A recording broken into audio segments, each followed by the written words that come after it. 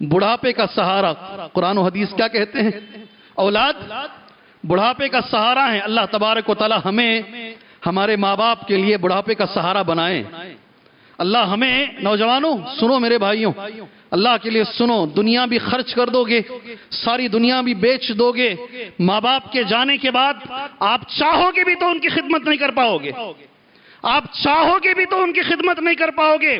اس لیے یہ دنیا کی سب سے عظیم نعمت ہیں والدین، جب تک وہ زندہ ہیں آپ ان کا سہارا بنیے، اللہ کے لیے کوشش کیجئے، جتنی اللہ نے تمہیں طاقت دی ہے ان کی خدمت کرنے کی کوشش کریں۔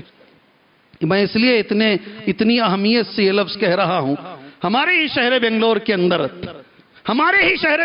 اندر جہاں ایئرپورٹ آج موجود ہے، دیونہلّی، وہاں پر ایک ادارہ چلتا ہے، اللہ اس کے چلانے والوں کو اس کا اجر عطا فرمائے۔ 200 ماں باپ مرتے ہیں، بچے انہیں دیکھنے کے لیے بھی نہیں آتے۔ یہ ہمارے مسلمانوں کی حالت ہے۔ اس میں کیا اہل حدیث، کیا حنفی، کیا مسلکوں کا اختلاف ہے، ساری حدیثیں اس مسئلے میں بیکار ہے۔ ماں باپ کو بچوں نے چھوڑ دیا ہے۔ وہ کہتے ہیں 200 کو ہم نے دفنایا ہے، 200 ماں باپ کو ہم نے دفنایا ہے، بچے دیکھنے تک نہیں آتے ہیں۔ یہ ماں باپ اگر بچے اچھے ہوں تو یہی بچے انشاءاللہ ماں باپ کے لیے کیا بنیں گے؟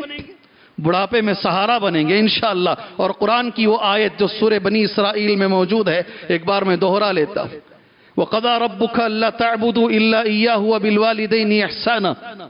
اللہ نے فیصلہ کیا ہے عبادت صرف اللہ کی ہوگی اور ماں باپ کے ساتھ احسان حسن سلوک کیا جائے، یہ اللہ کا فیصلہ ہے۔ وَقَضَىٰ رَبُّكَ أَلَّا تَعْبُدُوا إِلَّا إِيَّاهُ وَبِالْوَالِدَيْنِ إِحْسَانًا إِمَّا يَبْلُغَنَّ عِندَكَ الْكِبَرَ أَحَدُهُمَا۔ اللہ قربان جائے ہمارے علماء پر، دونوں میں سے کوئی ایک بڑھاپے کو پہنچ جائے، کیا لفظ ہے اللہ کا؟ دونوں میں سے کوئی ایک۔ اس لیے علماء کہتے ہیں اکثر دونوں بڑھاپے کو نہیں پہنچتے، ایک پہنچتے دوسرے مر جاتے ہیں۔ اکثر اکیلا پڑ جاتا ہے آدمی بڑھاپے کو پہنچتے۔ اس لیے قرآن نے پہلے یہ ذکر کیا، دونوں میں سے کوئی ایک بڑھاپے کو پہنچ جائے یا دونوں بڑھاپے کو پہنچ جائے، اِمَّا يَبْلُغَنَّ عِندَكَ الْكِبَرَ أَحَدُهُمَا أَوْ كِلَاهُمَا۔ اس کے بعد کرنا کیا ہے میرے بھائیوں، میرے ٹین ایجرز، میرے ساتھیوں، آپ سے میری گزارش ہے، فَلَا تَقُلْ لَهُمَا اُف، زندگی میں انہیں اف نہ کہو۔ ابن عباس رضی اللہ عنہما کا قول ہے، اگر اس سے چھوٹا لفظ عربی میں ہوتا تو اللہ وہ لفظ استعمال فرماتا۔ کسی کو ڈانٹنے کے لیے، کسی پر غصہ کرنے کے لیے اس سے چھوٹا لفظ نہیں ہے۔ اگر اس سے چھوٹا لفظ ہوتا تو اللہ وہ استعمال فرماتا۔ ماں باپ کے لیے اف بھی نہ کہیں، کہہ دیتے ہیں ہم لوگ، کہہ دیتے ہیں، مگر ان کا دل بہت بڑا ہے، وہ ہمیں معاف کر دیتے ہیں۔ ان کا دل بہت بڑا ہے، وہ ہمیں معاف کر دیتے ہیں۔ اِمَّا يَبْلُغَنَّ عِندَكَ الْكِبَرَ أَحَدُهُمَا أَوْ كِلَاهُمَا فَلَا تَقُلْ لَهُمَا اُف، پہلا لفظ، وَلَا تَنْهَرْهُمَا، کبھی ڈانٹو نہیں انہیں۔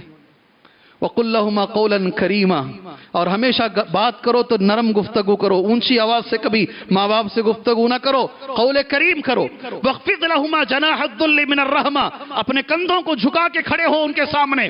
وَاخْفِضْ لَهُمَا جَنَاحَ الذُّلِّ مِنَ الرَّحْمَةِ، اور ساری زندگی ماں باپ کے لیے دعا کرو۔ وَقُلْ رَبِّ ارْحَمْهُمَا كَمَا رَبَّيَانِي صَغِيرًا، جیسے بچپن میں انہوں نے میری تربیت کی ہے، اے اللہ ویسے تو ان پر رحم فرما۔ یہ دوسرا فائدہ ہے، اچھی اولاد رہی تو بڑھاپے کا سہارا بنے گی۔ اللہ ہم بھائیوں کو سہارا بنائے، اللہ سے دعا ہے۔